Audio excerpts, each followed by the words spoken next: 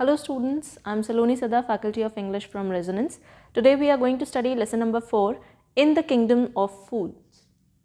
Now you all understand what is kingdom? एक साम्राज्य. किसका साम्राज्य? Fools का. Fools here refers to the idiots. Those people who do not use their mind and just do things whatever has been told to them. So here it is a story of such a kingdom where things are totally different. Okay, and people, they just do what they are said to do without even giving it a thought, whether it is right or wrong or whether it is sensible or not. Okay, that is why the name of the chapter is In the Kingdom of Fools. Now here the story will revolve around two main characters. Let's read it. It is believed that fools are so dangerous that only very wise people can manage them. अब ये तो सबको पता है that you know these idiots, those fools जिनका कोई दिमाग use करना नहीं आता उन्हें हम fools बोलते हैं. तो ये fools जो होते हैं इनको कोई इंटेलिजेंट इंसान ही डील कर सकता है. If the person is again a fool, अगर फूल का जो हेड है वो भी फूल हो तो फिर उस जगह का कुछ नहीं हो सकता. ठीक है, थिंग्स विल गो वर्स्ट. इसीलिए इन लोगों को गवर्न करने के लिए किसी वाइज पर्सन की ज़रूरत होती है. So here the author is saying that dealing with fools is a very dangerous thing. Okay, only a very wise person can manage. Okay, who are the fools in this story now? What happens to them? अब यहाँ पर कौन से fools हैं, किन लोगों की बात हो रही है, kingdom कौन सा है, कौन होगा वो wise man जो इन्हें govern करेगा? Let's see. So here the story begins. In the kingdom of fools, both the king and the minister were idiots. अब ये एक ऐसा साम्राज्य था जहाँ पर बेवकूफ़ भरे पड़े थे. ठीक है, वहाँ का जो राजा था और जो वहाँ के मिनिस्टर थे वो भी इडियट्स थे, मीन्स वो भी बेवकूफ़ थे. ठीक है, दे वर ऑल्सो फूल्स. अब जब किंगडम में पूरे बेवकूफ़ भरे पड़े हैं, राजा भी बेवकूफ़, उसके मंत्री भी बेवकूफ़, सब बेवकूफ़, तो like how things will work over there? Let's see. They didn't want to run things like other kings, so they decided to change night into day and day into night. अब ये लोग जो चाहते थे कि कोई भी चीज़ हम ऐसी नहीं करेंगे जो दूसरे किंगडम्स में हो रही है. ठीक है, why? Because the king and the minister both were fools. तो इनको दूसरे किंगडम्स में जो हो रहा था वो समझ नहीं आया. ठीक है, इन्होंने सोचा कि हम कुछ और ही करेंगे, हम रात को दिन बना देंगे और दिन को रात बना देंगे. मीन्स जो रात और किंगडम्स में रात को हो रहा है वो हम दिन में करेंगे और जो और किंगडम्स में दिन में हो रहा है उसे हम रात में करेंगे. तो ऐसा इनका मानना था. They ordered that everyone should be awake at night, till their fields and run their businesses only after dark. अब इन्होंने जो किंग थे और जो उनके मिनिस्टर्स थे उन्होंने क्या ऑर्डर दिए वहाँ के लोगों को? उन्होंने ऑर्डर्स दिए कि आप सब रात में जगेंगे. क्यों? क्योंकि दूसरे किंगडम्स में रात को सब सोते हैं, तो हम उल्टा करेंगे, हम रात को जगेंगे एंड जो भी हमारी फील्ड्स हैं उनको टिल करने का जो काम है, मीन्स जो खेत खुदाई होती है एंड ऑल दैट, खेती करनी है जो भी, सो वो सारा काम भी हम रात में ही करेंगे अगर और राज्यों में वो दिन में हो रहा है तो. And run their businesses only after dark. Now they decided that they will all work after the dark, means रात में काम करने का डिसीजन हुआ. And go to bed as soon as the sun came up, और जैसे ही सूरज उगेगा, means as soon as sunrise is there, then they will go to sleep. ठीक है, तो जैसे ही सूरज उगेगा वो लोग सोने चल जाएंगे. Anyone who disobeyed would be punished with death. कोई भी जो इस आज्ञा का पालन नहीं करेगा उसको death sentence as a punishment सुना दिया जाएगा. Now the king and the minister were delighted at the success of their project. अब किंग को और उसके जो पूरे मिनिस्टर्स हैं, जो उसका ग्रुप है, किंगडम जो चला रहे हैं, गवर्न कर रहे हैं, वो बड़े खुश हो रहे हैं कि हम बहुत अच्छा काम कर रहे हैं, बिकॉज सब कुछ अच्छे से चल रहा है, सब चीज़ें मैनेज हो रही हैं. So they were delighted, means they were happy for the success of their project. One day a guru and his disciple arrived in the city. अब एक दिन ऐसा हुआ कि एक गुरुजी अपने शिष्य के साथ, डिसाइपल मीन्स शिष्य, student. So a Guru means a teacher along with the student arrived in this kingdom. They arrived in this city.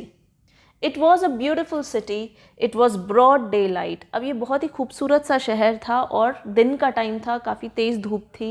But there was no one about. लेकिन कोई नहीं दिख रहा था दिन के टाइम पे उस सिटी में। वाई? बिकॉज किंग, वहाँ का किंग ने क्या रूल बना रखा था कि सुबह होते ही सब सो जाएंगे, लोग अपने घरों से बाहर सिर्फ रात में निकलेंगे। तो अब यहाँ पर ये कोई नहीं दिखता इनको दिन के टाइम पे। All roads were you can see serene मतलब वहाँ पे कुछ नहीं है, बिल्कुल शांति छाई हुई है। Now everyone was asleep. क्यों था ऐसा? क्योंकि सब लोग सो रहे थे दिन के टाइम पे। नॉट अ माउस स्टिरिंग, एक चूहा भी हिलता हुआ नहीं दिख रहा था। Stirring means moving. Even the cattle had been taught to sleep by day. Cattle means those animals, horses, cows, buffaloes, ठीक है? तो जो animals हम rear करते हैं, they are the cattle, goats. So उनको भी ये सिखाया गया था कि आपको दिन में सोना है और रात को काम करना है। तो जानवरों को भी ये चीज़ सिखाई गई। The two strangers means not only human beings were supposed to follow all these rules, but the same rules and regulations were imposed on the animals. So cattle was also doing the same thing. Now the two strangers were amazed by what they saw around them and wandered around town till evening, when suddenly the whole town woke up and went about its nightly business. Now what happened? These two strangers refers to the disciple and his guru. तो ये दोनों जब देखते हैं कि यहाँ पर बहुत ही अजीब सा एनवायरनमेंट है, so you know both of them were stunned, they were amazed. उनको बहुत ही अचंबा सा होता है, ठीक है, शॉक लगता है उनको कि यार ये क्या बात हुई, दिन के टाइम पे कोई भी बाहर नहीं है। बट उन्होंने देखा कि जैसे ही इवनिंग होती है, ठीक है, when suddenly the whole town woke up and went about its nightly business, तो वो भटकते रहे दिन के टाइम पे उस सिटी में, शहर में, और बिल्कुल सुनसान था। लेकिन जैसे ही शाम होती है, अंधेरा छाने लगता है, they both were shocked to see that people are coming out of their homes for their business affairs, ठीक है। तो बिजनेस के लिए, काम करने के लिए लोग रात में बाहर निकल रहे हैं और दिन में सब सो रहे हैं। So this was really very strange thing about this city. Now the two main were hungry. अब इन दोनों लोगों को भूख लगी। कौन दोनों लोगों को? डिसाइपल और गुरु को। Now that the shops were open they went to buy some groceries. अब दुकानें खुल गई क्योंकि रात हो चुकी थी और अब इन्होंने सोचा कि कुछ सामान ले आते हैं हम। So they went to buy some groceries. To their astonishment they found that everything cost the same, a single duddu. अब वो लोग बहुत ही एस्टोनिश्ड फील करते हैं। Astonished means they were extremely surprised. And what did they see? They see that everything, whatever is available in the shop has same cost. Means अगर आप कोई छोटा सा आइटम खरीदें किसी भी शॉप से या कोई बड़ा सा आइटम खरीदें तो उन सबकी कॉस्ट सेम है, ठीक है। If you want to purchase cashews, the cost is one dudu. Then if you want to purchase oil, the cost is again one dudu. If you want to purchase one, you can say safety pin, that is also one dudu. So from a very tiny object to a very big object, everything has the same cost. This was again a very strange thing about this kingdom. So whether they bought a measure of rice or a bunch of bananas, अब चाहे वो rice खरीदें थोड़ी सी या फिर वो केलों का गुच्छा खरीदें, it cost a dudu. Means ये करेंसी है, actually this is the currency. जैसे हम रुपीज़ बोलते हैं तो वैसे इनके शहर की करेंसी थी, इनके किंगडम में डुडू बोलते थे। The guru and his disciple were dilated. अब ये लोग बड़े खुश हो गए कि वाह यार, हर चीज़ 1 रुपये में है, मतलब एक ही दाम है हर चीज़ का। तो चाहे महंगी चीज़ खरीदो, सस्ती चीज़, तो कुछ महंगा कुछ सस्ता नहीं, सभी चीज़ का रेट सेम, ठीक है। तो बड़े खुश हो गए ये लोग कि वाह यार। They had never heard of anything like this. They could buy all the food they wanted for a rupee. अब इससे पहले इन्होंने कभी इस तरह का नज़ारा नहीं देखा था कि हर चीज़ 1 ही रुपये में मिल रही है। पहली बार ऐसा हो रहा था उनकी लाइफ में। एंड जो कुछ भी उन्हें चाहिए था वो सारी चीज़ें उनको 1 ही रुपये में मिल रही थी। अब चाहे आप बहुत रेयर चीज़ खरीदो या बहुत ही ऐसी चीज़ खरीदो जो अबंडेंस में अवेलेबल है, so you know that was again a matter of big surprise for them and they were extremely happy that wow, such an opportunity for us. We can take anything that we want and just 1 rupee. So definitely this was not the scene at other places. Only in this particular kingdom things were like that. Why? Because it was the kingdom of fools. Okay. So the ministers and the king all were fools over here, because all the fools represented a fool as their king. Okay, they elected the fool as their king. So when they had cooked and eaten, the Guru realized that this was a kingdom of fools and it wouldn't be a good idea for them to stay there. अब इन्होंने क्या सोचा कि जब हम when they had cooked and eaten, जब उन्होंने खाना बना लिया और खा लिया, गुरु को ये रियलाइज़ हुआ कि ये जो किंगडम है, ये जो साम्राज्य है, ये बिल्कुल फूल्स यानी कि बेवकूफ़ों से भरा पड़ा है, and it wouldn't be a good idea for them to stay there, और ये बिल्कुल भी अच्छा विचार नहीं होगा कि वो लोग और वहाँ पर समय बिताएं उस राज्य में। ऐसा किसको फील हुआ? गुरु को। सो द टीचर फेल्ट कि अगर हम if we spend more time over here then maybe we will get into some trouble. Okay, so this really you can say it was a matter of concern कि भाई इतनी अजीबो गरीब सी चीज़ें हैं यहाँ पर, ये क्या बात हुई कि हर चीज़ 1 रुपये में मिल रही है, लोग रात को काम करते हैं, दिन में सोते हैं। तो डेफिनेटली गुरु को तो समझ आ रहा था कि कुछ गड़बड़ है, ठीक है। This is no place for us, let's go, he said to his disciple. अब गुरु जो हैं वो अपने डिसाइपल से मीन्स अपने स्टूडेंट से बोल रहे हैं कि ये जगह हमारे लिए ठीक नहीं है, यहाँ ज़्यादा और रुके तो हो सकता है कोई मुसीबत आ जाए हमारे ऊपर, बेटर है we should leave this place and move somewhere else. But the disciple didn't want to leave the place. Everything was cheap here. All he wanted was good, cheap food, the Guru said. अब जो गुरु का शिष्य था, disciple था, उसको क्या चाहिए था? वो चाहता था कि नहीं नहीं, हम तो यहाँ पर और टाइम बिताएंगे, because everything that he wanted was available there and that too at a very cheap cost. Cheap cost means बहुत ही सस्ते में हर चीज़ मिल रही थी, सिर्फ 1 रुपया देना था उनको हर चीज़ का। तो जो भी चीज़ उनको मनपसंद, कोई भी चीज़ खरीद सकते हैं वो, जो और शहरों में हो सकता है बहुत महंगी हो, लेकिन यहाँ पे हर वो चीज़ 1 रुपये में मिल रही थी। सो डिसाइपल का मानना था कि नहीं, हमें यहाँ रुकना चाहिए और इन्जॉय करना चाहिए, हम सारी वो चीज़ें करेंगे जो हमें पसंद है, ठीक है। Now the guru said they all are fools, कि ये सब लोग पागल हैं, ये बोला गुरु ने।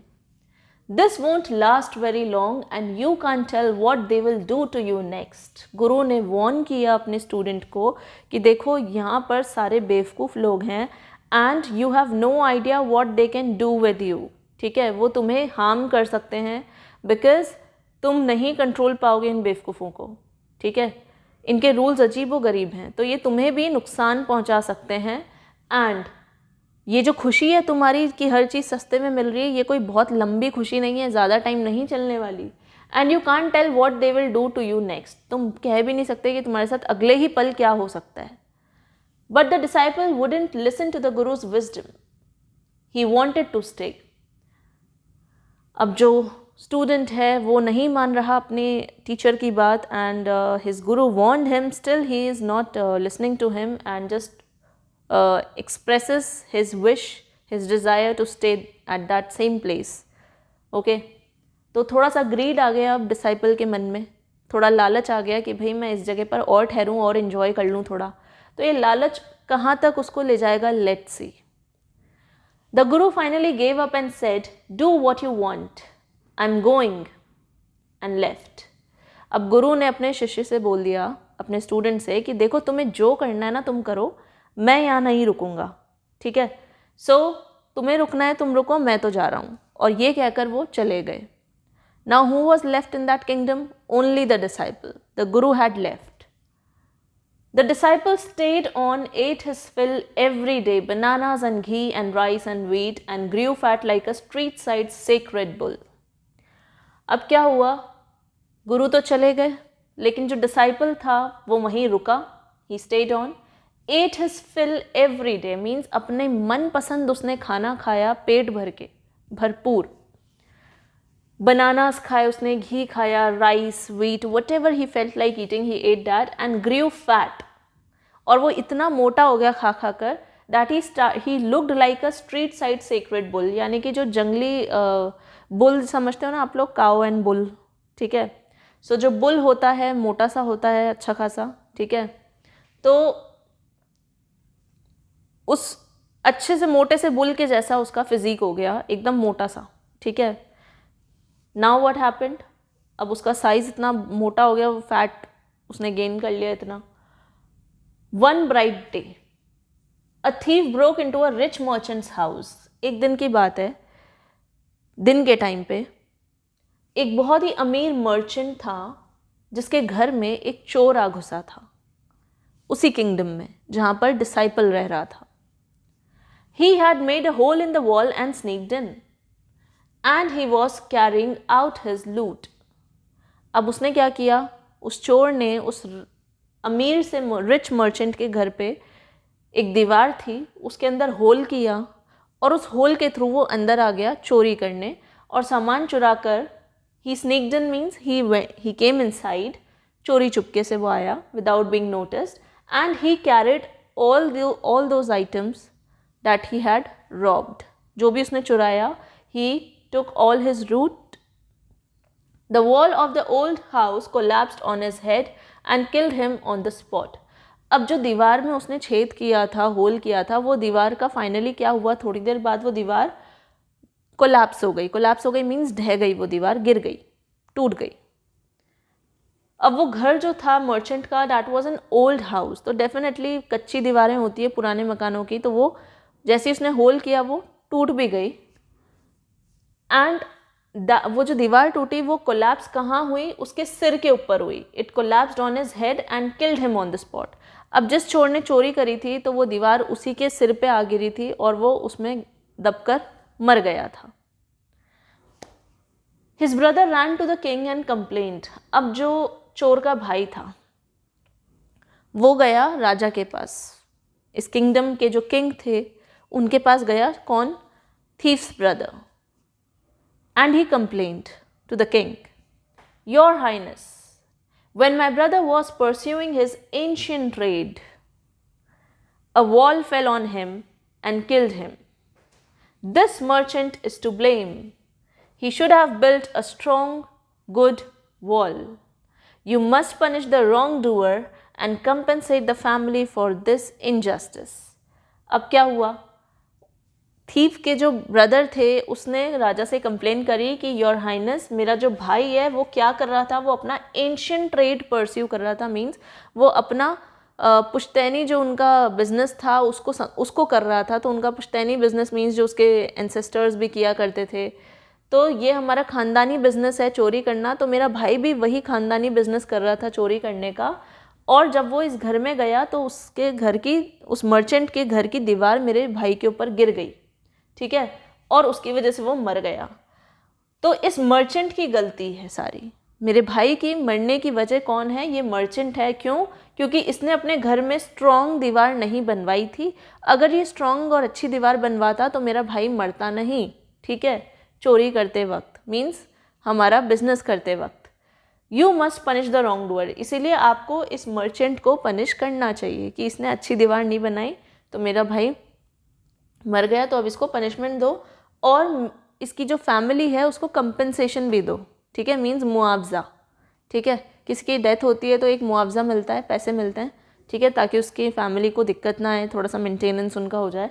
तो कंपनसेशन भी उसने मांगा कि ये हमारे साथ इनजस्टिस हुआ है, मीन्स ये अन्याय हुआ है हमारे साथ, हमें मुआवजा दो इसका। द किंग सेड, अब राजा सुनता है उस कंप्लेन को, अब वो बोलता है जस्टिस विल बी डन, न्याय होगा, बिल्कुल होगा, don't worry. And at once summon the owner of the house. अब उसने क्या किया, उस रिच मर्चेंट को बुलाया अपने पास, किंग ने। So you can see the king over here and you know that merchant's brother and minister and the king is there. So it was a kingdom of fools. अब देखो जिसके घर पे चोरी हुई है उसी को ब्लेम किया जा रहा है कि भाई तुमने अच्छी दीवार नहीं बनाई, चोर की डेथ हो गई। तो ये थोड़ा अजीबोगरीब बात है। When the merchant arrived, अब जब मर्चेंट को बुलाया गया राजा के दरबार में, तो जब वो आ गया, the king questioned him, what's your name? Such and such your highness. अब उसने नाम पूछा राजा ने, मर्चेंट से नाम बताओ, तो उसने बता दिया। Were you at home when the dead man burgled your house? अब राजा पूछता है क्या तुम उस वक्त घर पे ही थे जब चोर तुम्हारे घर पे चोरी कर रहा था? यस माई लॉर्ड, मर्चेंट बोलता है हाँ मैं घर पे ही था।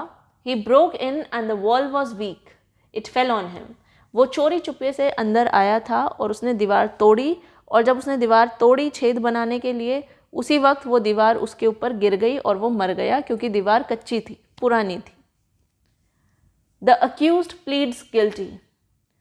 Your wall killed this man's brother, you have murdered a man, we have to punish you. अब जो है राजा वो बोलते हैं कि तुमने जो है इस आदमी का मर्डर किया है, इस चोर का मर्डर तुमने किया है। किससे बोलते हैं राजा? मर्चेंट से, जिसके घर चोरी हुई थी उससे ही बोल रहे हैं कि तुम्हारे घर आए हुए चोर का तुमने मर्डर कर दिया, ठीक है, तो तुम्हें इसकी सज़ा मिलेगी, ठीक है।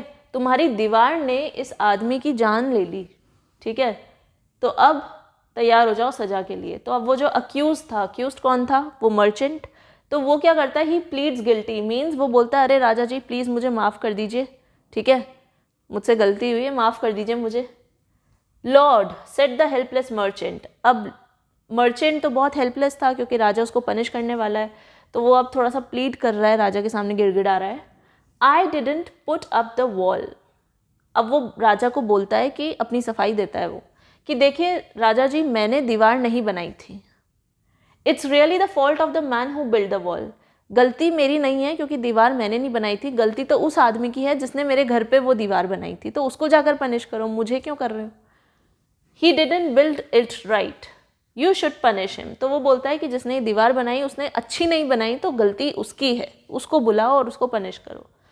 अब राजा बोलता है who is that person who made this wall? तो my lord this wall was built in my father's time, I know the man, he is an old man now, he lives nearby. अब राजा पूछता है बुलाओ उस आदमी को, तो वो मर्चेंट बोलता है कि देखिए राजा जी मेरे घर की जो दीवार है ये तब बनी थी जब मेरे फादर जिंदा थे, ठीक है, तो मेरे पापा के टाइम की दीवार है ये, और जिस आदमी ने वो बनाई थी वो अब बहुत बूढ़ा हो गया है और वो मेरे घर के पास में ही रहता है। The king sent out messengers to bring in the bricklayer who had build the wall. Bricklayer कौन होता है? जो दीवार बनाता है। तो अब किंग ने अपने मैसेंजर्स को, यानी कि अपने दूतों को भेजा, उसने उस आदमी को, उस ब्रिकलेयर को बुलाने के लिए जिसने वो दीवार बनाई थी, ठीक है। They brought him tied hand and foot. अब उसके जो मैसेंजर्स थे, सिपाही थे, वो ले आए उस आदमी को जिसने वो दीवार बनाई थी और बांध कर लाए उसके हाथ और पैर दोनों। You there, did you build this man's wall in his father's time? Yes my lord I did. अब राजा पूछ रहे हैं कि किससे पूछ रहे हैं? ब्रिकलेयर से, कि क्या तुमने ही ये दीवार बनाई थी जब इसके पिताजी जिंदा थे, ठीक है, इस रिच मर्चेंट के जब फादर जिंदा थे तब क्या तुमने इनके घर की दीवार बनाई थी? तो वो आदमी एक्सेप्ट करता है कि हाँ येस माई लॉर्ड, मैंने ही बनाई थी वो दीवार। What kind of a wall is this that you built? अब राजा बोलते हैं कि कैसी दीवार बनाई है तुमने? It has fallen on a poor man and killed him. बेचारे एक गरीब, यू हैव मर्डर्ड हिम, तुम उसके हत्यारे हो। We have to punish you by death, और इसीलिए तुम्हें डेथ पनिशमेंट सुनाया जाता है। Before the king could order the execution the poor bricklayer pleaded. अब इससे पहले कि राजा सुनाने वाला था डेथ पनिशमेंट उस ब्रिकलेयर को, ब्रिकलेयर बोलता है राजा जी प्लीज़ मेरी एक बात सुनिए। गिल्ट मतलब बहुत प्लीड करता है वो उनके सामने। Please listen to me before you give your orders. अपना आदेश देने से पहले मुझे मारने का प्लीज़ मेरी एक रिक्वेस्ट है, आप मेरी बात सुन लीजिए। वो ब्रिकलेयर राजा के सामने गिड़गिड़ाता है इस तरह से। इट्स ट्रू, हाँ ये सच है कि दीवार मैंने बनाई है और वो अच्छी भी नहीं थी। It is true I built this wall and it was no good, means वो अच्छी नहीं बनी थी दीवार, but that was because my mind was not on it. लेकिन वो दीवार अच्छे से इसलिए नहीं बनी थी क्योंकि मेरा दिमाग उस दीवार को बनाते वक्त काम में नहीं था फोकस्ड, मेरा ध्यान कहीं और था, इस वजह से वो दीवार खराब बन गई। I remember very well a dancing girl who was going up and down that street all day with her anklets jingling, and I couldn't keep my eyes or my mind on the wall I was building. You must get that dancing girl. I know where she lives. अब यह आदमी पूरी reason बताता है कि क्यों वो दीवार इतनी हल्की बनी थी। वो बोलता है कि मेरा ध्यान कहीं और था, और कहाँ था मेरा ध्यान? वो ब्रिकलेयर बोलता है मेरा ध्यान था उस लड़की पे जो डांस करते हुए ऊपर नीचे उस सड़क से गुजर रही थी, उस स्ट्रीट से निकल रही थी, और पूरा दिन उसकी जो एंकलेट्स उसने पहने हुए थे पैरों में, उनके घुंघरुओं की मतलब आवाज़ सुनाई दे रही थी। Jingling means it is a sound. तो जो उसने एंकलेट्स पहने हुए थे घुंघरू टाइप्स, ठीक है, तो उसके घुंघरुओं की आवाज़ की वजह से मेरा ध्यान भटक रहा था। और वो दीवार भी मैं तभी बना रहा था, तो जब वो बार बार वहाँ से निकलती, ऊपर नीचे करती स्ट्रीट पे, तो मेरा ध्यान भटक जाता और इस वजह से दीवार ख़राब बन गई। अब ये बोलता है कि मैं अपना फोकस नहीं मेंटेन कर पाया और मेरा ध्यान भटक गया जब मैं वो दीवार बना रहा था। तो असली गलती मेरी भी नहीं है, उस डांसिंग गर्ल की है जिसकी वजह से मैं भटका अपने काम से। और मुझे पता है वो कहाँ रहती है, तो अब उसको बुलाइए और उसको पनिश कीजिए। तो अब राजा बोलता है यू आर राइट। अब राजा को लगता है नहीं यार, बात तो सही है, तुम्हारी भी गलती नहीं है, गलती तो उस लड़की की है जिसकी वजह से तुम भटक गए। The case deepens. अब राजा बोलता है कि ये बहुत ही गंभीर केस होता जा रहा है। We must look into it, और बहुत ही अच्छे से इस केस को सॉल्व किया जाएगा। It is not easy to जज such complicated cases. Let's get that dancer wherever she is. तो अब किंग बोलते हैं कि ये बहुत ही कॉम्प्लिकेटेड होता जा रहा है ये केस, तो बेटर है कि हम आराम से इसको सॉल्व करें और उस डांसर को भी बुलाते हैं, उससे भी बात करते हैं कि क्या मैटर है। The dancing girl, now an old woman, came trembling to the court. अब वो डांसिंग गर्ल उस टाइम पे बहुत यंग थी। आज की तारीख में जब ये डिसीजन हो रहा था राजा के सामने, तो वो एक ओल्ड लेडी बन चुकी थी और उसको कोर्ट में बुलाया जाता है और उससे क्वेश्चन किया जाता है। Did you walk up and down that street many years ago while this poor man was building a wall? Did you see him? अब वो बोलता है कि क्या तुम उस स्ट्रीट से ऊपर नीचे निकल रही थी 10 बार, बार बार, जब ये आदमी वो दीवार बना रहा था? क्या तुमने इस आदमी को देखा था? तो वो लेडी एक्सेप्ट करती है, yes my lord, I remember it very well. मुझे बहुत अच्छे से याद है कि ये आदमी दीवार बना रहा था और मैं उस रोड पे बार बार निकल रही थी उस स्ट्रीट पे। So you did walk up and down with your anklets jingling. तो अब राजा बोलते हैं कि फिर तो तुम्हें ये भी याद होगा कि तुमने एंकलेट्स पहने हुए थे और उनकी जो आवाज़ थी, उसकी तेज आवाज़ से ये आदमी जो है जो दीवार बना रहा था ये डिस्ट्रैक्ट हो गया। So you were young and you distracted him. और उस वक्त तुम जवान थी और तुम्हारे को देखकर ये आदमी डिस्ट्रैक्ट हो गया। सो ही बिल्ट अ बैड वॉल। इसके कारण, उस डिस्ट्रैक्शन की वजह से इसने दीवार अच्छे से कंस्ट्रक्ट नहीं करी। तो अब ये बोलता है राजा, it has fallen on a poor burglar and killed him, कि ये जो दीवार ये बना रहा था उस टाइम तुम्हारी वजह से डिस्टर्ब होकर, तो ये दीवार एक बेचारे गरीब से चोर के ऊपर जा गिरी और वो मर गया। You have killed an innocent man, you have to be punished. अब राजा बोलते हैं कि तुम्हारी वजह से, उस लेडी को बोलते हैं जो डांसिंग लेडी थी, कि तुम्हारी वजह से किसी की कोई मर गया तो अब तुम्हें पनिश किया जाएगा। She thought for a minute and said. अब वो लेडी जो डांसिंग लेडी थी, डांसिंग गर्ल थी, वो भी एक पल के लिए सोच में पड़ती है और वो राजा से बोलती है, माई लॉर्ड वेट, राजा जी प्लीज़ रुकिए, I know now why I was walking up and down that street. अब वो बोलती है, राजा जी प्लीज़ 2 मिनट रुकिए, मुझे याद आया कि मैं क्यों उस दिन बार बार उस रास्ते से गुजर रही थी। मुझे वो रीज़न याद आ गया कि क्यों मैं उस स्ट्रीट से बार बार निकल रही थी। I had given some gold to the goldsmith to make some jewellery for me. अब वो रीज़न बताती है कि उस दिन मैं वहाँ पर इसलिए आई थी बार बार क्योंकि मैंने कुछ सोना दिया हुआ था एक सुनार को। गोल्ड स्मिथ कौन होता है? सुनार, जो सोने का काम करता है। तो मैंने उसको अब कुछ गोल्ड दिया था ताकि वो ज्वेलरी बना सके मेरे लिए, ठीक है। He was a lazy scoundrel. अब वो बोलती है कि ये बहुत ही लेजी सा आदमी था, मीन्स बहुत ढीला ढाला सा, टाइम पे काम नहीं करने वाला। तो थोड़ा सा एक अब्यूसिव वर्ड यूज़ करती है उसके लिए, स्काउंड्रेल बोलती है कि मीन्स ये बहुत ही लेजी है काम करने में, आलसी आदमी है। He made so many excuses, said he would give it now and he would give it then and so on all day. अब ये लेडी बोलती है कि उस गोल्ड स्मिथ ने इतनी बार मेरे को बहाने लगाए। मैं एक बार गई उसकी शॉप पे तो वो बोलता है कि अभी नहीं बना, थोड़ी देर बाद आ जाना। तो मैं थोड़ी देर बाद गई तो फिर वो बहाना लगाता है, वो बोलता है कि अभी भी नहीं बना, थोड़ा और समय लगेगा, फिर थोड़ी देर बाद आना। तो इस तरह से उसने मेरे को बहुत चक्कर कटा दिए। इस वजह से बार बार मैं उस स्ट्रीट पे जा रही थी, आ रही थी, और इसकी वजह से ये आदमी डिस्टर्ब हुआ और वो दीवार ख़राब बनी और वो चोर मर गया। तो सारी गलती किसकी है? इस गोल्ड स्मिथ की है जिसने मुझे इतने चक्कर कटाए और इतने चक्कर काटने की वजह से ये सब कुछ हुआ। He made me walk up and down to this house a dozen times. अब वो बोल देती है कि सारी गलती इस गोल्ड स्मिथ की है जिसकी वजह से मुझे इतने चक्कर काटने पड़े इस घर के। डजन टाइम्स मीन्स करीब 10-12 बार, मैं 12 बार करीब मैं चक्कर काटे होंगे। That was when this bricklayer saw me, और उसी दौरान जब मैं चक्कर काट रही थी तभी इस ब्रिकलेयर ने मुझे देखा होगा. इट्स नॉट माई फॉल्ट, तो माई लॉर्ड मेरी गलती नहीं है, इट्स द डैम्ड गोल्डस्मिथ्स फॉल्ट. गलती अगर है किसी की तो वो कौन है? गोल्डस्मिथ, वो सुनार, उसकी गलती है, उसको सज़ा दीजिए. तो ये पूरी स्टोरी अभी तक की समझ आई होगी आप लोग को. लेट्स सी आगे क्या हुआ. Poor thing, she is absolutely right, thought the king, weighing the evidence. अब क्या हुआ, राजा सोच में पड़ गया कि यार वाकई ये लेडी भी सही बोल रही है, गलती तो वाकई गोल्डस्मिथ की है. अगर वो चक्कर नहीं कटाता तो ऐसा होता भी नहीं. तो अब वो सारे सबूतों को ध्यान से समझ रहा है, सोच रहा है. कौन? किंग. अब वो बोलता है finally, we have got the real culprit at last, get the goldsmith wherever he is hiding at once. अब राजा आदेश देता है कि अब हमें असली गुनहगार मिल गया. कौन था असली गुनहगार? राजा ने डिक्लेयर किया कि गोल्डस्मिथ था असली गुनहगार. जहाँ पे भी छुपा हुआ है उसको बुला कर लाओ, एक ही बार में मेरा आदेश का पालन किया जाए. तो वो ये ऑर्डर दे देता है. The Kings bailiff searched for the Goldsmith.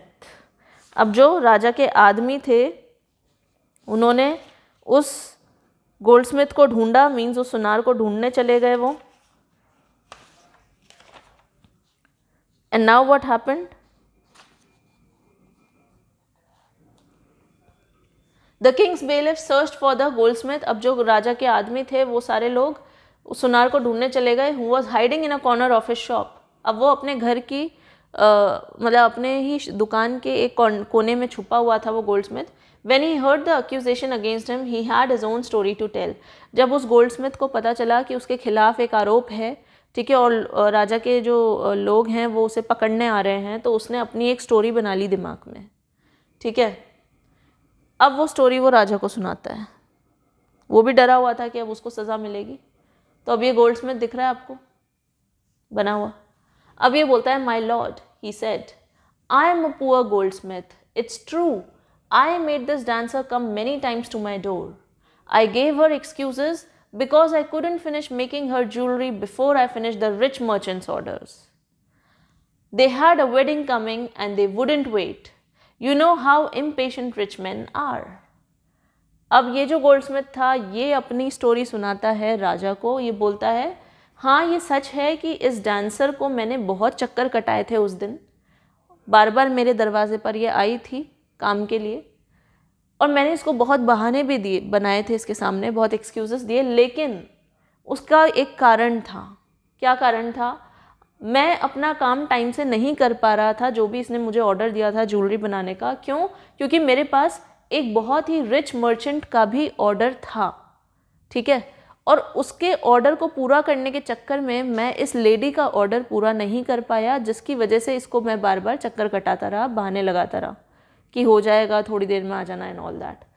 और आपको तो पता ही है कि ये रिच मर्चेंट्स जो होते हैं ये कितने इम्पेशेंट होते हैं अगर इनको टाइम पे काम नहीं करके दिया जाए तो पहले मैंने उस रिच मर्चेंट का काम किया क्योंकि वो बहुत इम्पेशेंट हो जाता और उसके घर में वेडिंग भी थी. ठीक है, उसके घर में शादी आने वाली थी, इसलिए मैंने पहले उसका काम कंप्लीट करना सही समझा. और वो वेट नहीं कर सकता था, मुझे पता था क्योंकि बहुत इम्पेशेंट था वो रिच मर्चेंट. तो अब राजा पूछता है, who is this rich merchant who kept you from finishing this poor woman's jewellery, made her walk up and down, which distracted this bricklayer, which made a mess of his wall, which has now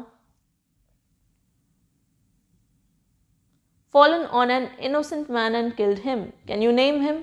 अब ये Goldsmith जो है ये जो king है वो Goldsmith से बोलता है कि आखिर कौन था वो रिच मर्चेंट जिसकी वजह से इतना कुछ हुआ कि तुम उसका काम करने में, उस ऑर्डर पूरा करने के चक्कर में इस लेडी का ऑर्डर पूरा नहीं कर पाए और इस लेडी को इतने चक्कर काटने पड़े, और इसके चक्कर काटने की वजह से वो जो ब्रिकलेयर था वो डिस्ट्रैक्ट हो गया, और वो ब्रिकलेयर डिस्ट्रैक्ट हुआ तो दीवार ख़राब बन गई, दीवार ख़राब बन गई तो वो बेचारा पुअर गरीब सा जो चोर था वो मर गया. तो इतना सब कुछ हुआ, तो आखिर कौन है वो रिच मर्चेंट जिसके ऑर्डर के कारण इतनी गड़बड़ हुई? बुलाओ उसको. क्या नाम है उस मर्चेंट का? The goldsmith named the merchant and he was none other than the original owner of the house whose wall had fallen. अब क्या हुआ? गोल्डस्मिथ ने नाम बताया राजा को उस मर्चेंट का, ठीक है, जिसकी वजह से ये सब हुआ. तो वो बोलता है कि भाई ये और कोई नहीं, वही आदमी है, वही मर्चेंट है जिसके घर की दीवार गिरी है। ठीक है, तो फाइनली पूरी स्टोरी रिवॉल्व होकर कहाँ आ गई, उस मर्चेंट के ऊपर आ गई। Now justice had come full circle, thought the king, back to the merchant. अब फाइनली पूरा जो न्याय का प्रोसेस था, ठीक है, पूरा गोल गोल घूमकर फाइनली वो एक कंक्लूजन पे आ पहुंचे थे। It had come full circle means पूरा गोल घूमकर वापस स्टोरी कहाँ आ गई, उस मर्चेंट के ऊपर ही आ गई। मर्चेंट से ही शुरू हुई थी और मर्चेंट के ऊपर ही आ गई। मीन्स चोर के भाई ने मर्चेंट पे आरोप लगाया था, तो फाइनली इतना सब कुछ देखने के बाद वापस से मर्चेंट पे ही आरोप लग गया finally. Now what happened, king सोचने लग गया, मर्चेंट को वापस से बुलाओ। ठीक है, किंग बोलता है, when he was rudely summoned back to the court he arrived crying.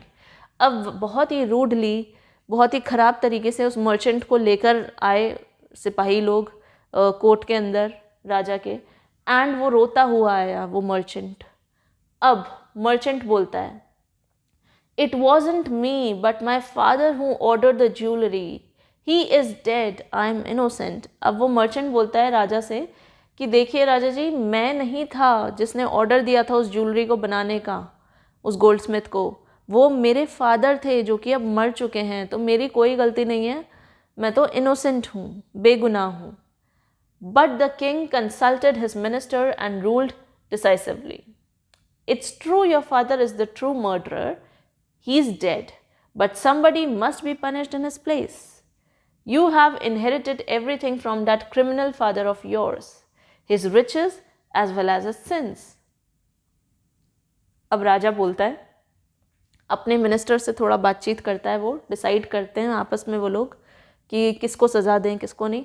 भाई ये मर्चेंट के फादर ने किया था सारा, उन्होंने दिया था ऑर्डर ज्वेलरी का, तो अब किसी को तो सज़ा मिलेगी। तो अब वो डिक्लेयर करता है राजा मिनिस्टर से बातचीत करने के बाद कि मानता हूँ मैं कि तुम्हारे फादर ने इस पुअर थीफ का मर्डर किया है, मीन्स असली गुनहगार वो हैं, मानता हूँ मैं, लेकिन अब वो मर चुके हैं तो उनकी जगह पर किसी ना किसी को तो पनिशमेंट मिलेगा ही सही, किसी को तो सज़ा मिलनी ज़रूरी है। और तुमने तुम्हारे फादर की सारी चीज़ें इनहेरिट करी हैं, मीन्स तुमने प्राप्त करी हैं, चाहे उनकी प्रॉपर्टी हो, उनकी जायदाद हो, या उनके पुण्य हो या उनके पाप हो, सब कुछ हर चीज़ के हकदार तुम हो। ठीक है, वो जो भी तुम्हारे लिए छोड़ के गए, अच्छी चीज़ें बुरी चीज़ें सब तुम्हारे पास आई हैं, तो तुमने प्राप्त किया है, तो उनके करे हुए गुनाहों की सज़ा भी तुम्हें भुगतनी होगी। तो ये बात हुई कि तुम्हारे जो फादर थे वो क्रिमिनल थे, तो उनके जो अच्छे रिचेस हैं, मीन्स उनका जो पैसा है, और जो उनके पाप हैं, सब चीज़ तुम्हारे को भुगतनी पड़ेगी। I knew at once, even when I first set eyes on you, that you were at the root of this horrible crime. You must die. अब राजा बोलता है कि मैंने जब पहली बार तुम्हें देखा था तो मुझे तभी महसूस हो गया था कि तुम ही हो असली गुनहगार, इस बहुत ही हॉरिबल क्राइम के पीछे तुम्हारा ही हाथ है। ठीक है, और तुम्हें मरना होगा, यही तुम्हारी सज़ा है। And he ordered a new stake to be made ready for the execution. अब राजा ने क्या किया, राजा ने एक स्टेक बनाने का ऑर्डर दिया अपने लोगों को। स्टेक आप समझते हैं जिसके ऊपर फांसी लगाई जाती है, मीन्स जिसके ऊपर काट दिया जाता है, that is the stake. As the servants sharpened the stake and got it ready for the final impaling of the criminal, it occurred to the minister that the rich merchant was somehow too thin to be properly executed on the stake. अब जब stake तैयार हुआ, means वो तख्ता जिसके ऊपर मारा जाएगा उस मर्चेंट को, तो वो जो तख्ता था जब वो शार्पन किया जा रहा था, मीन्स जब उसको नुकीला किया जा रहा था, शार्प कर रहे थे ताकि एक ही बार में काट दिया जाए, मार दिया जाए, तो मिनिस्टर्स देखते हैं कि भाई ये जो मर्चेंट है, जो स्टेक बना है उसका जो साइज़ है, मर्चेंट उसमें फिट नहीं बैठेगा, मर्चेंट बहुत पतला है और स्टेक थोड़ा बड़ा बन गया है। ठीक है, he appeal to the king's common sense, the king too worried about it. अब जो है राजा ने घोषणा तो कर दी थी कि भाई फांसी दी जाएगी, किसी ना किसी को तो स्टेक पे एग्जीक्यूट होना ही होगा। तो अब ये जो रिच मर्चेंट है, जो क्रिमिनल घोषित किया गया है, इसके हिसाब से वो स्टेक नहीं बना। ठीक है, मीन्स वो जो फांसी देने का तख्ता होता है, तो वो मर्चेंट की फिजिक के अकॉर्डिंग अप्रोप्रिएट नहीं बन पाया, तो खाली तो जाना नहीं चाहिए, स्टेक बन गया है तो किसी को तो फांसी लगनी चाहिए उस पर। तो अब राजा सोच में पड़ गया कि यार अब हम कर नहीं पाएंगे, इसको सज़ा नहीं दे पाएंगे क्योंकि ये इसकी साइज़ के अकॉर्डिंग ही नहीं बना। तो फिर ये इस पे किसको फांसी चढ़ाई जाए, मतलब किसको मारा जाए स्टेक पे। तो अब किंग जो है सोच में पड़ गया वापस से, ही गॉट वरिड कि अब किसको हम सज़ा दें। What shall we do? अब क्या करें हम? He said. When suddenly it struck him that all they needed to do was to find a man fat enough to fit the stake. अब फाइनली उनको एक ऐसे इंसान की ज़रूरत थी उस स्टेक के ऊपर सज़ा देने के लिए जिसका जो मोटा हो थोड़ा साइज़ में। क्यों? क्योंकि स्टेक बड़ी साइज़ का बना था। So the servants were immediately sent all over the town looking for a man who would fit the stake. तो ये सर्वेंट्स कहाँ गए? पूरे शहर में ढूंढते हैं कि कोई ऐसा आदमी मिल जाए जो इस स्टेक में फिट मा जाए, ठीक है, उसको ही हम फांसी दे देंगे, मतलब उसको ही मार डालेंगे हम। तो finally the servants were immediately sent all over the town. उनको भेजा गया सर्वेंट्स को कि तुम ढूंढो ऐसा आदमी को जो फिट हो जाए स्टेक में। अब सर्वेंट्स की आईज किसके ऊपर पड़ गई? उस डिसाइपल के ऊपर जो कि खा खाकर मोटा हो गया था। सो their eyes fell on the disciple who had fattened himself for months on bananas and rice and wheat and ghee. अब वो जो डिसाइपल था जो वहाँ पर रहने का इच्छुक था उस किंगडम में, फाइनली सर्वेंट्स जो थे राजा के, उनकी नज़र उस पर पड़ती है और वो स्टेक उसके ऊपर फिट बैठ जाता है। तो फाइनली अब किसके ऊपर बात आ गई पनिशमेंट की? उस डिसाइपल के ऊपर, ठीक है। So what have I done wrong? I am innocent. अब वो डिसाइपल बोलता है कि मैंने क्या किया है, मुझे क्यों पकड़ रहे हो, मैं तो भोला भाला सा हूँ। आई एम इनोसेंट, मैंने कुछ गलत नहीं किया। आई एम अ सन्यासी, मीन्स मैं तो सन्यासी हूँ, मुझे क्यों पकड़ के ले जा रहे हो? He cried. That may be true but it's the royal decree that we should find a man fat enough to fit the stake.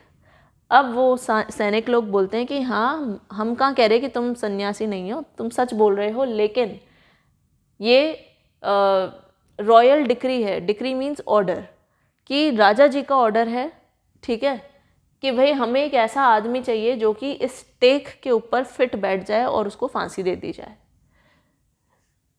Now they carried that disciple to the place of execution, जहाँ पर फांसी दी जाने वाली थी उस जगह को वो लोग ले जाते हैं। He remembered his wise guru's words. अब वो जो शिष्य था, डिसाइपल था, उसको अपने गुरुजी याद आ गए कि गुरुजी सही कह रहे थे कि यहाँ रुकना खतरे से खाली नहीं है और बेहतर होगा कि हम यहाँ से निकल जाएं, कब कोई मुसीबत आ जाए पता नहीं। और गुरुजी की बात उसको अब याद आ रही है और अब समझ रहा है वो कि गुरुजी क्यों कह रहे थे ये बात, कि ये किंगडम ऑफ फूल्स हैं, यहाँ सब पागल भरे पड़े हैं एक से बढ़कर एक। तो अब this is a city of fools, disciple says, ये तो बेवकूफ़ों की नगरी है। You don't know what they will do next, तुम्हें नहीं पता कि ये बेवकूफ़ लोग अगले ही पल तुम्हारे साथ क्या करने वाले हैं। While he was waiting for death he prayed to his guru in his heart. अब उसको फांसी दी जाने वाली थी, उसको मारा जाने वाला था, उस डिसाइपल को तैयारियां हो गई थी सारी। अब जब वो इंतज़ार कर रहा था कि कब उसको ये लोग मारेंगे, तब वो मन ही मन अपने गुरु को याद कर रहा था, प्रे कर रहा था उनसे। और क्या प्रे कर रहा था?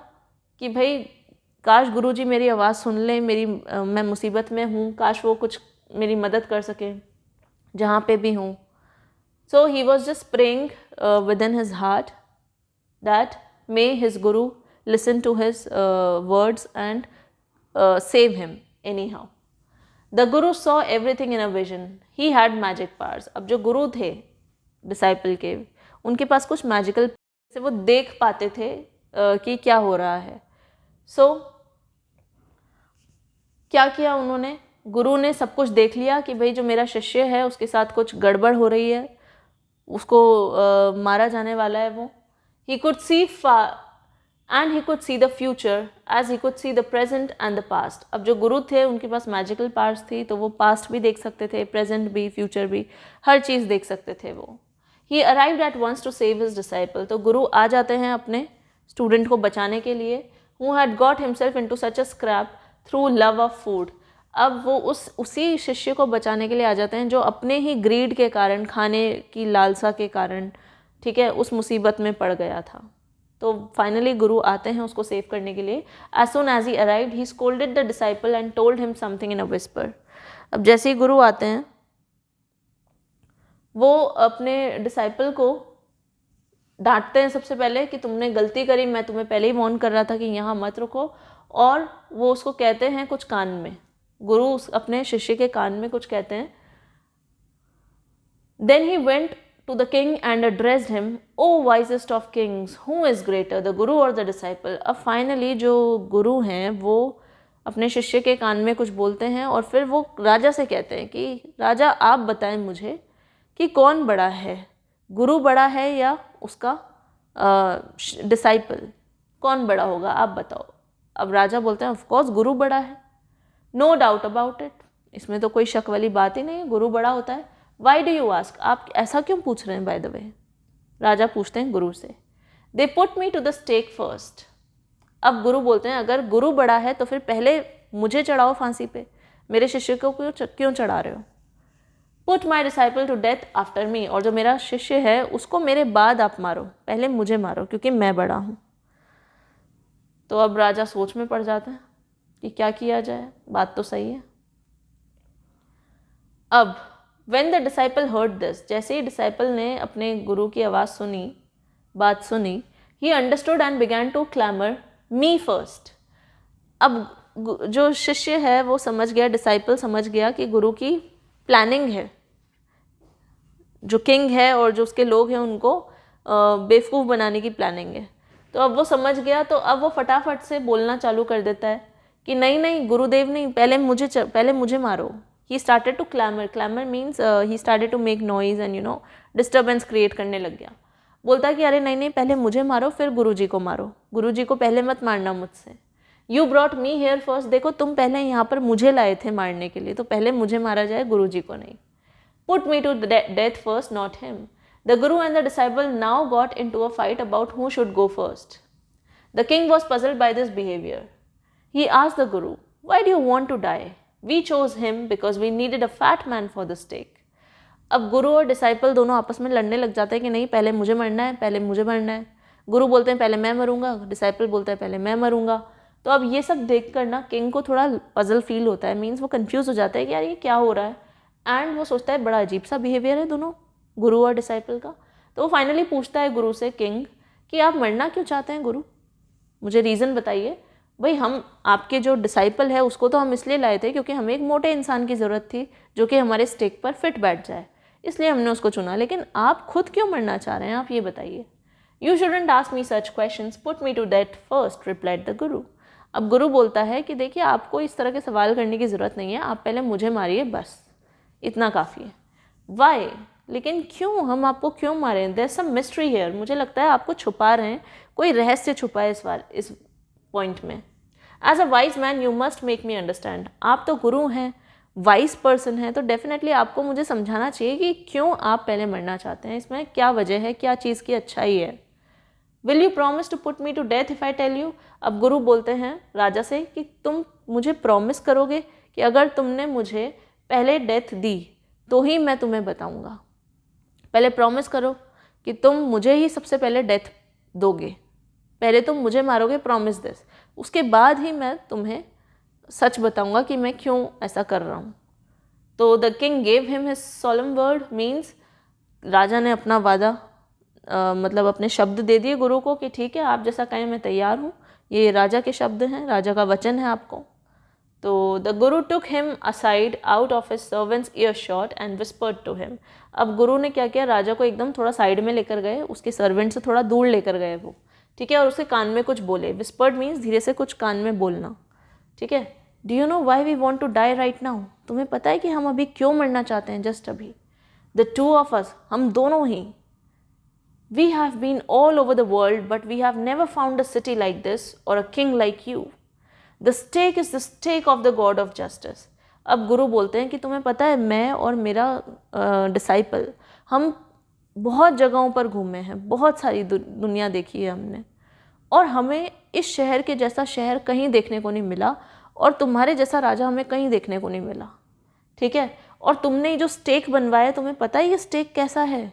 ये स्टेक कोई साधारण स्टेक नहीं है, ये स्टेक तो भगवान का स्टेक है, ठीक है. It is the stake of god of justice, means जो न्याय के देवता हैं उनका स्टेक है ये. तो जो भी इस पर मरेगा वो तो उसके तो बहुत ही कहते हैं ना भाग्य खुल जाएगा उसका. तो it's new, it has never had a criminal on it. और ये एकदम नया स्टेक है, इससे पहले इस पर किसी को भी सज़ा नहीं दी गई. Whoever dies on it first will be reborn as the king of this country. अब राजा गुरु ने क्या बोला राजा के कान में जाकर कि जो भी तुम्हें पता है इस स्टेक पे पहले मरेगा, सबसे पहले जो मरेगा वो ही अपने अगले जन्म में इसी राज्य का राजा बनेगा। ठीक है, तो ऐसा उन्होंने बताया किंग को।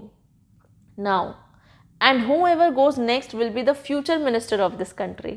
और जो भी सेकंड नंबर पे इस स्टेक के ऊपर मारा जाएगा वो इसी राज्य का मिनिस्टर बनेगा। राजा तो वही बनेगा जो सबसे पहले मारा जाएगा, और जो दूसरे नंबर पे मारा जाएगा वो मिनिस्टर बनेगा।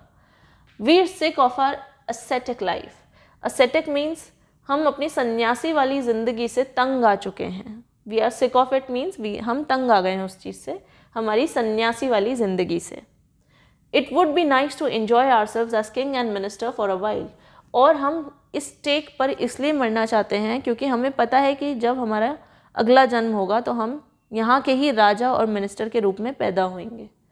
तो इसीलिए हमें खुशी है इसी स्टेक पर मरने की। इसलिए मैं और मेरा जो डिसाइपल है वो लड़ रहे हैं कि पहले कौन मरना चाहेगा, कि भाई राजा तो जिसको बनना है वही पहले मरना चाहेगा। तो now keep your word my lord and put us to death, me first remember.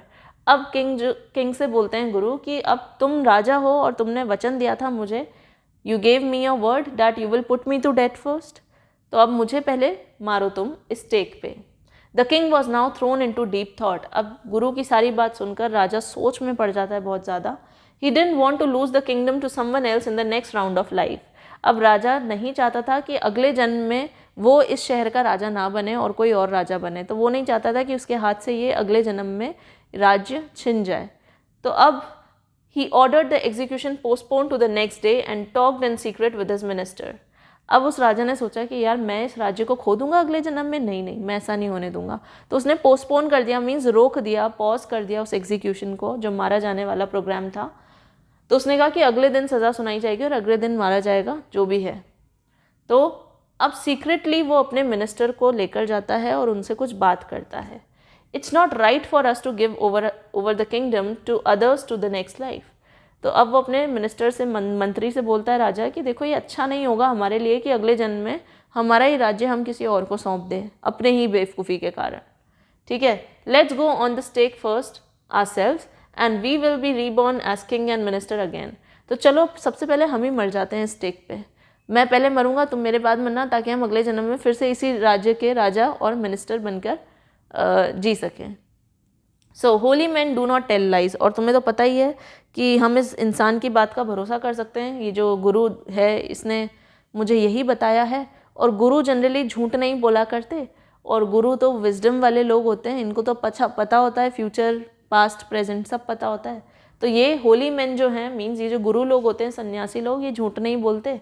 तो ये आदमी सही कह रहा है, हम मान सकते हैं इसकी बात। He said and the minister agreed. और जो उसका मिनिस्टर था वो भी मान जाता है राजा की बात कि हाँ यार हमें अगले जन्म में फिर से राजा और मंत्री बनना है, तो चलो हम ही पहले मर जाते हैं स्टेक पे। So he told the executioners, we'll send the criminals tonight, when the first man comes to you put him to death first, then do the same to the second man, those are my orders, don't make any mistake. अब राजा अपने एग्जीक्यूशनर्स से, एग्जीक्यूशनर्स कौन होते हैं, जो मारते हैं क्रिमिनल को। ठीक है, तो जो आदमी क्रिमिनल को मारता है सज़ा देते वक्त, ठीक है, तो उनको वो ऑर्डर देता है राजा कि देखो मेरे आदेशों का पालन करना है तुम्हें, मैं आज रात को ही क्रिमिनल्स को भेजूंगा। जो पहला आदमी आएगा तुम्हारे पास तुम्हें उसको पहले मौत की सज़ा देनी है, और जो दूसरा आदमी आएगा उसको भी तुम्हें मौत देनी है। और मेरे ऑर्डर्स हैं कि तुम कोई गलती मत करना, जैसा मैंने कहा वैसा ही होना चाहिए। That night the king and his minister went secretly to the prison, released the guru and the disciple, disguised themselves as the two, and as arranged beforehand with loyal servants, were taken to the stake and promptly executed. अब रात को क्या किया राजा और उसके मंत्री ने, वो चुपचाप से जेल में गए, प्रिजन में गए, और उन्होंने उस गुरु को और उसके डिसाइपल को छोड़ दिया।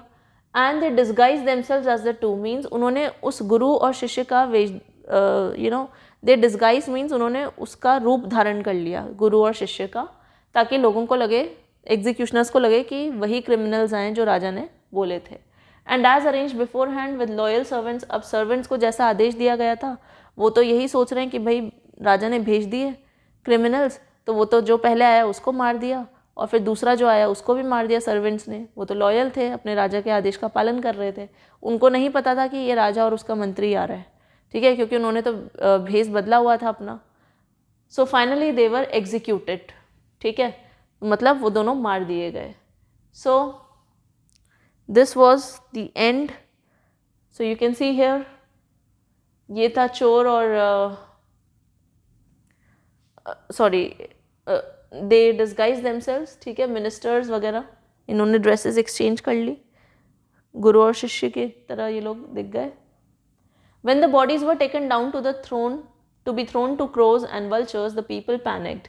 अब जब जिसको मारा गया था रात को, ठीक है, उनके डेड बॉडीज़ को जब लाया गया बाहर ताकि चील और कौवे जो हैं, ठीक है, वल्चर्स, क्रोज, वो उन्हें खा सकें, तो लोग वो डेड बॉडीज़ देखकर पैनिक हो गए। पैनिक हो गए means they were confused. They saw before them the dead bodies of the king and the minister. लोगों ने देखा कि ये जो डेड बॉडीज़ हैं ये तो राजा और उसके मंत्री की है। The city was in confusion. अब पूरे शहर में, पूरे राज्य में पैनिक क्रिएट हो गया, मीन्स कन्फ्यूजन क्रिएट हो गया कि भाई अब क्या होगा जब राजा और मंत्री दोनों ही मर गए, अब कौन हमारे कंट्री को संभालेगा। All night they moaned and discuss the future of the kingdom. पूरी रात शोक मनाया गया राजा की मौत का, और ये डिस्कस किया गया कि अब भविष्य किसके हाथ में जाएगा। Some people suddenly thought of the guru and the disciple and caught up with them as they were preparing to leave town unnoticed। अब कुछ लोगों का नज़र पड़ गया गुरु और उसके शिष्य पे, जो कि उस शहर को छोड़कर जाने ही वाले थे, ठीक है, बिना किसी को बताए, ठीक है। We people need a king and a minister, said someone. Others agreed. They begged the guru and the disciple। अब जब लोगों ने गुरु और शिष्य को देखा तो लोगों ने कहा कि भाई हमें अपने राज्य को संभालने के लिए एक राजा और उसके मंत्रियों की ज़रूरत है, तो हम चाहते हैं कि ये गुरु और उसका शिष्य हमारे राज्य को संभाले, ठीक है, हमारे किंगडम को। Then it didn't take many arguments to persuade the disciple but it took longer to persuade the guru. अब सब लोगों ने फाइनली डिसाइड किया कि ये जो गुरु हैं एंड जो इनके डिसाइपल हैं उनको इलेक्ट किया जाए as the new king and the new minister. So finally what happened, the disciple was satisfied. Disciple तो तैयार हो गया कि ठीक है, he got persuaded means he was made to believe that this is okay, this decision is correct। but गुरु को मनाने में काफ़ी टाइम लग गया वहाँ के लोगों को कि भाई आप हमारे यहाँ के राजा बनिए। they finally agreed to rule the kingdom of the foolish king and the silly minister on the condition that they could change all the old laws। अब फाइनली गुरु मान गए वहाँ के राजा बनने के लिए, लेकिन उन्होंने कंडीशन रखी, उन्होंने लोगों के सामने ये कंडीशन रखी कि देखो मैं और मेरा जो डिसाइपल है वो यहाँ की किंगडम को तभी अडॉप्ट करेंगे, तभी संभालेंगे as a king and the minister, अगर हमें ये परमिशन दी जाए कि जो जितने भी पुराने लॉज हैं वो सब चेंज कर देंगे हम। अगर आप लोग तैयार हैं हमारी इस कंडीशन को मानने के लिए तो ही हम तैयार होंगे राजा और मंत्री बनने को, कि भाई पुराने लॉज चेंज कर दो, ये रात को काम करना, दिन में सोना एंड ऑल दैट नॉनसेंस, हर चीज़ 1 रुपए की। So we don't want such laws, we want to change all the old laws। From then on, night would again be night and day would again be day and you could get nothing for a do-do। It became like any other place। और उस दिन के बाद से वापस से चीज़ें normal हो गई। रात के टाइम पे सब सोते, दिन के टाइम पे सब काम करते, और कोई भी चीज़ सिर्फ 1 रुपए में नहीं मिल रही थी, बल्कि हर चीज़ की उसकी वैल्यू अलग अलग हो गई थी, ठीक है, उसकी अवेलेबिलिटी के according. So it also became a normal place just like other places, just like other kingdoms। So this was a Kannada folk tale from A.K. Ramanujan's Folk Tales from India। So this was the story. I hope you enjoyed it. Thanks for watching.